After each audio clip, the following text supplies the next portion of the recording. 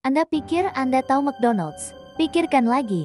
Di balik lengkungan emas yang ikonik, tersembunyi kisah pengkhianatan, ambisi kejam, dan serangkaian kontroversi global. Ini bukan hanya cerita tentang burger dan kentang goreng. Ini adalah kisah tentang bagaimana sebuah restoran keluarga kecil direbut dan diubah menjadi kerajaan global yang penuh skandal. Semua dimulai pada tahun 1940 oleh dua bersaudara, Dick dan Meg McDonald.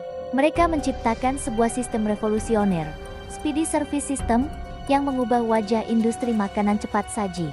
Namun, datanglah Ray Kroc, seorang penjual mesin milkshake yang melihat potensi emas yang jauh lebih besar. Kroc meyakinkan mereka untuk mewaralabakan bisnisnya, sebuah langkah yang akan mengubah nasib mereka selamanya. Kroc secara diam-diam mendirikan perusahaan real estate, membeli tanah, dan menyewakannya kembali kepada para pewaralaba, memberinya kekuatan dan keuntungan besar tanpa sepengetahuan McDonald bersaudara.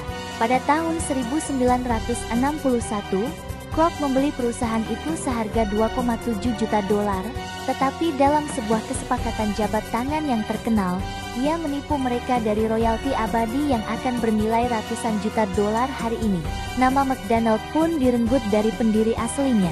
Namun, pengambilalihan yang kejam itu hanyalah permulaan. Seiring pertumbuhannya, McDonald's terjerat dalam berbagai kontroversi. Ingat Pink Slime? Tuduhan bahwa perusahaan menggunakan sisa-sisa daging sapi yang diberi perlakuan amonia untuk isian burgernya mengguncang publik. Lalu ada masalah perburuhan. Di Kanada, McDonald's menghadapi kritik keras karena dugaan penyalahgunaan program pekerja asing sementara, di mana pekerja asing diduga dieksploitasi. Kontroversi bahkan merambah ke ranah budaya dan agama.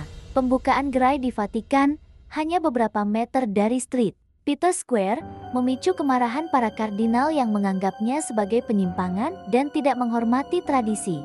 Dan baru-baru ini, tindakan McDonald's di beberapa negara yang memberikan makanan gratis kepada tentara telah memicu seruan boikot global di tengah konflik internasional yang sensitif.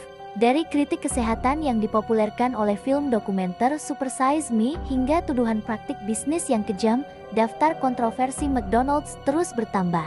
Meskipun dihantam berbagai skandal, McDonald's terus tumbuh menjadi raksasa tak terbantahkan. Bagaimana sebuah merek bisa bertahan dan bahkan berkembang di tengah badai kontroversi yang tak henti-hentinya? Kisah mana yang paling mengejutkan Anda?